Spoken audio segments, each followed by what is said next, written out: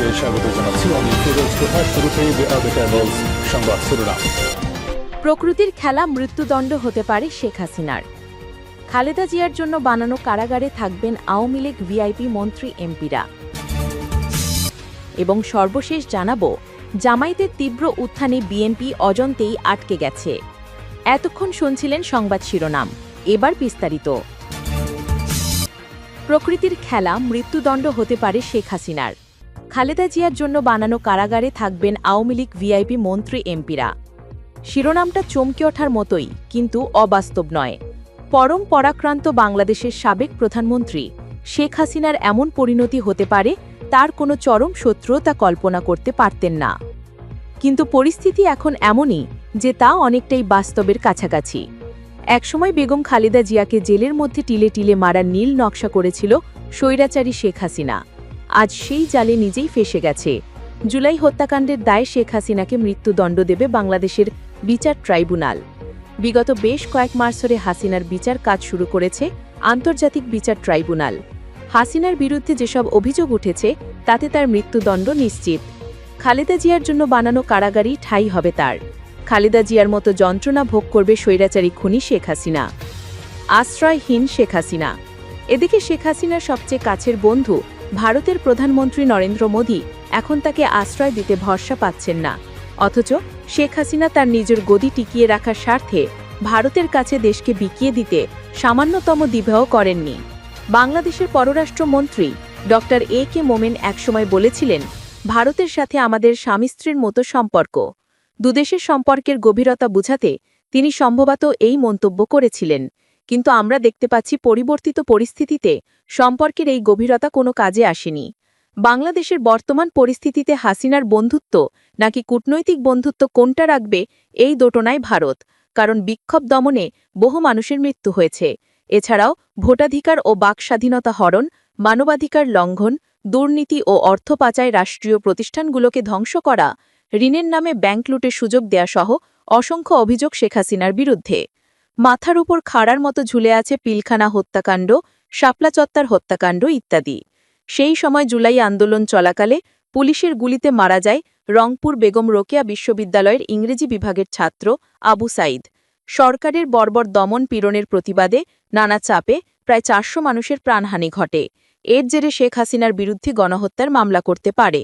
ফলশ্রুতিতে তার মৃত্যুদণ্ড হতে পারে, যেজন্য তাকে রাজনৈতিক আশ্রয় দিলে কূটনৈতিক প্রক্রিয়ায় বাংলাদেশের নতুন সরকার শেখ হাসিনাকে ফেরত চাইবে। হাসিনার বিষয়ে ভারতের অবস্থান হবে সাম রাখি না কুল রাখি। ফলে নয়াদিল্লিতে হাসিনা আদৌ থাকতে পারবেন কিনা তা নিয়েও ঘোরতর সন্দেহ রয়েছে। এদিকে বিশ্লেষকরা বলছে, হাসিনা ছিল কি আর এখন কি হল? ক্ষমতা চিরস্থায়ী নয়, সেটি যেন ভুলতে বসেছিল স্বৈরাচারী হাসিনা ও তার কসাই এমপি মন্ত্রীরা। সারা জীবন সাধারণ মানুষকে ঠকিয়ার বিরোধীদের টিলে টিলে মরার ইচ্ছা ছিল হাসিনার, কিন্তু তার ইচ্ছা পূরণ আর হল না। লেজ গুটিয়ে জীবন বাঁচাতে পালিয়ে যান ভারতে। ভাগ্যের কি লীলা খেলা! বা আওয়ামী লীগ সরকারের আমলে কেরানীগঞ্জের ঢাকা কেন্দ্রীয় কারাগারের ভেতরে বেগম খালেদা জিয়ার জন্য বানানো হচ্ছিল একটি বিশেষ কারাগার। তবে পরিবর্তিত রাজনৈতিক প্রেক্ষাপটে খালেদা জিয়া এখন মুক্ত, কিন্তু সেই বিশেষ কারাগারে এখন আওয়ামী লীগ নেতারা থাকবেন।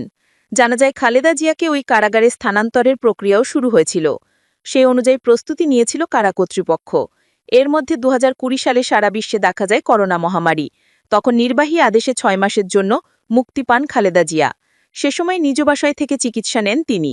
এরপরে বেশ কয়েক দফায় বাড়তে থাকে তার মুক্তির সময়। এরপর ২০২৪-এ বদলে যায় সব প্রেক্ষাপট।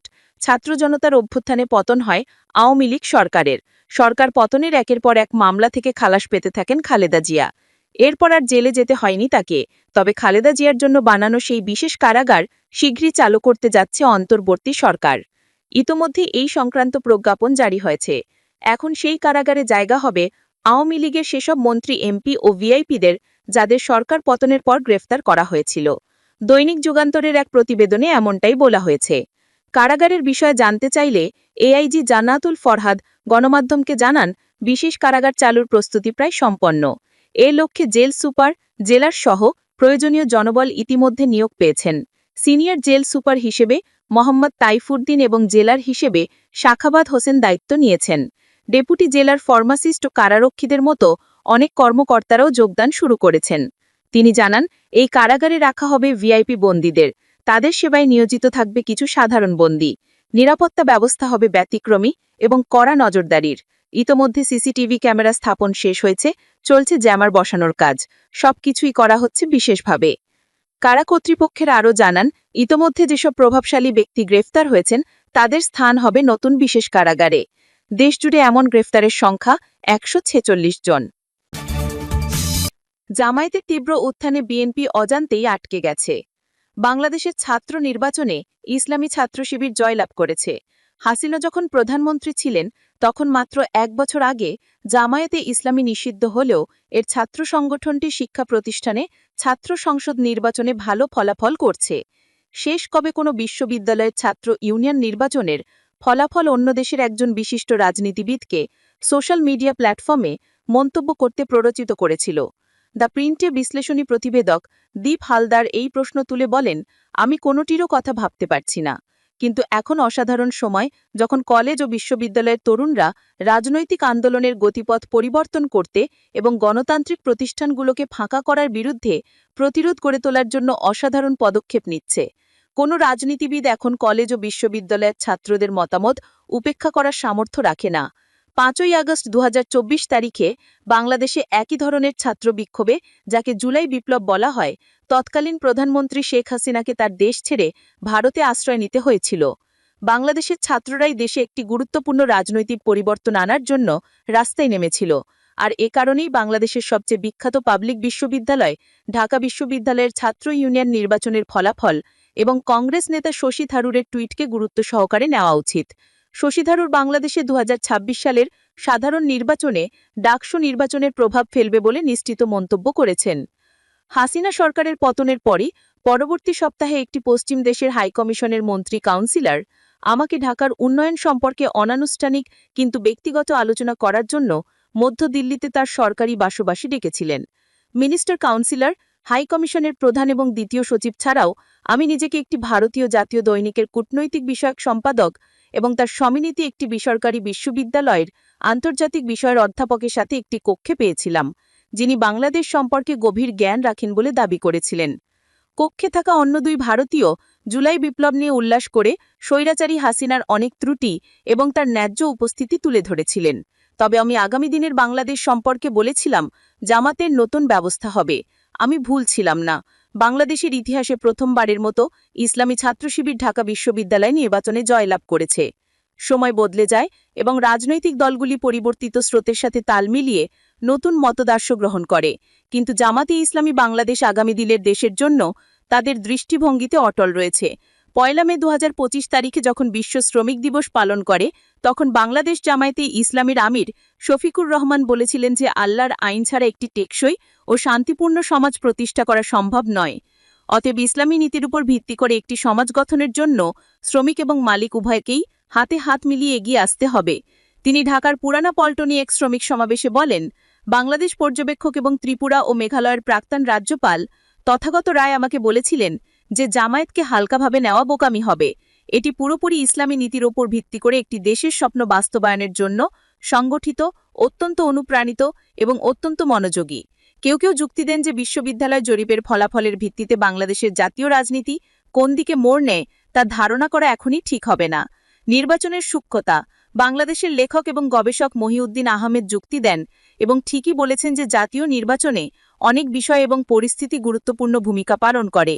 সংগঠনের নাগাল, তহবিল, প্রচারণার পেশাদারিত্ব, জনপ্রিয় প্রার্থীদের চিহ্নিতকরণ, প্রার্থীদের ব্যক্তিগত আচরণ এবং ইতিহাস, এবং অন্তদলীয় সম্পর্ক। তিনি লিখেছেন, যদি ভিতর থেকে বা বাইরে থেকে কোনো নাশকতা না হয় এবং জাতীয় নির্বাচন সত্যিকারের নিরপেক্ষ সরকারের অধীনে অনুষ্ঠিত হয়, তাহলে ফলাফল কি হবে তা ভবিষ্যৎবাণী করা অসম্ভব কিছু নয়। কিন্তু বাংলাদেশের রাজনৈতিক সাংবাদিক শহীদুল হাসান খোকন যুক্তি দেন যে জামায়াত হাসিনার পতনের পর থেকে গত বছর ধরে বাংলাদেশের সামাজিক ও রাজনৈতিক ব্যবস্থার প্রতিটি কোণায় নিজেকে দৃঢ়ভাবে প্রতিষ্ঠিত করেছে।